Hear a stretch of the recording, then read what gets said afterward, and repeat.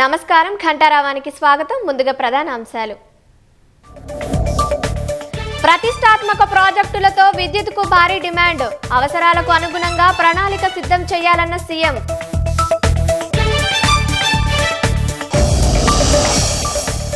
కాళేశ్వరం ప్రాజెక్టుపై PC Ghosh commission విచారణ పూర్తి, ఈ నెలలోనే ప్రభుత్వానికి నివేదిక సమర్పించనున్న కమిషన్. భారత క్షిపణుల దాడుల మోత ప్రపంచమంతా మోగింది, ఆపరేషన్ సింధూర్లో పాల్గొన్న వాయుసేనకు రాజ్నాథ్ ప్రశంసలు.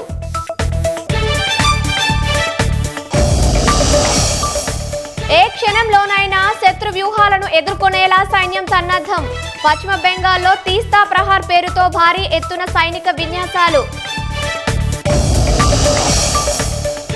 7 లక్షల కోట్లు దాటనున్న రక్షణ శాఖ బడ్జెట్ కేటాయింపులు, మరో 50,000 కోట్లు కేటాయించేందుకు సిద్ధమైన కేంద్రం.